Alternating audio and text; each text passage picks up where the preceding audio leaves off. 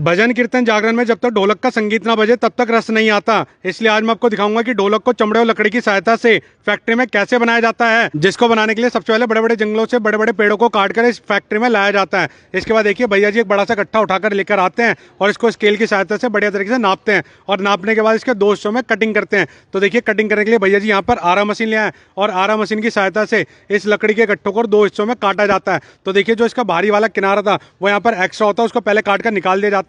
फिर इस लकड़ी के गट्ठों को दो हिस्सों में काट लिया जाता है। फिर यहाँ से इस लकड़ी के गट्ठे को अगले प्रोसेस में लाया जाता है, जहाँ पर इसकी ऊपर वाली छाल को कुल्हाड़ी की सहायता से बढ़िया तरीके से छीला जाता है। फिर जैसे अपनी लकड़ी की छाल बढ़िया तरीके से छिल जाती है, इसको एक बड़ी सी मशीन के ऊपर फिट किया जाता है, जहाँ पर ये मशीन बेल्ट की सहायता से बंधी हुई होती है और ये मशीन लगातार घूमती रहती है। और इसी मशीन की सहायता से यहाँ पर जो अपना ढोलक का जो डिजाइन होता है वो यहाँ पर आ पाता है। यहाँ पर भैया जी अपना एक सरिया उठाते हैं, इस सरिये के आगे एक नोक बनी हुई होती है और इसी नोक की सहायता से इस पे बढ़िया तरीके से ढोलक का डिजाइन आ पाता है। तो देखिए भैया जी इसको लगातार घिसते जाएंगे। फिर इसके जो अंदर वाला पार्ट होता है, आपने देखा होगा ढोलक अंदर से खोखली होती है, तो भैया अंदर वाला खोखला पार्ट बनाने के लिए इसके अंदर सरिया डाला जाता है। तो देखिए भैया जी इसके ऊपर बीच बीच में यहाँ पर नकाशी भी करते रहते हैं, क्योंकि आपने अक्सर देखा होगा जो अपनी ढोलक होती है उससे बहुत सारे डिजाइन उभरे हुए होते हैं, तो वो डिजाइन भी इसके ऊपर उभारा जाता है। फिर इसको अंदर से खोखला बनाने के लिए इसमें दोबारा से सरिया लगाया जाता है, फिर इसको खोखला बनाया जाता है। जो इसके अंदर वाला पार्ट होता है उसको यहाँ से बाहर निकाल दिया जाता है। तो देखिए भैया जी ने पहले एक तरफ से किया था, फिर यहाँ से दूसरी तरफ से भी इसको पलट कर लगा दिया और जो अपना अंदर वाला पार्ट था वो यहाँ से बाहर निकल जाता है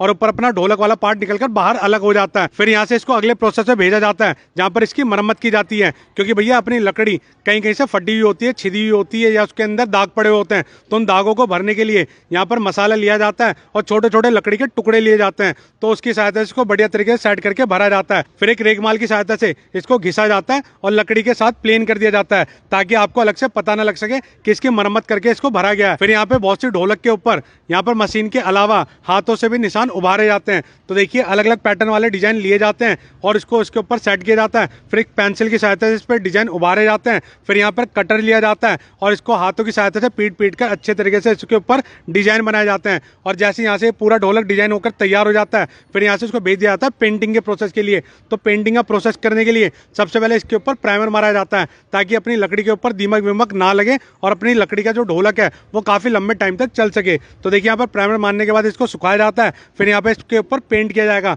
तो पेंट करने के लिए यहाँ पर देखिए भैया जी ने केमिकल लिया है, फिर इसके अंदर यहाँ पर पेंट मिलाया जाएगा। जो भी कलर का अपन को ढोलक बनाना होता है वो कलर यहाँ पर मिक्स कर दिया जाता है, क्योंकि आपने देखा होगा ढोलक बहुत सारे कलर की होती है, जैसे कि dark brown, light brown, red colour की। ऐसे कलर जो भी चाहिए होता है वो इसके ऊपर यहाँ पर मिला दिया जाता है। फिर यहाँ पे एक ब्रश की सहायता से बढ़िया तरीके से इसके ऊपर यहाँ पर पेंटिंग की जाएगी और इसको सूखने के लिए छोड़ दिया जाएगा। और ऐसे ही लगभग जब बहुत सारे ढोलक बनकर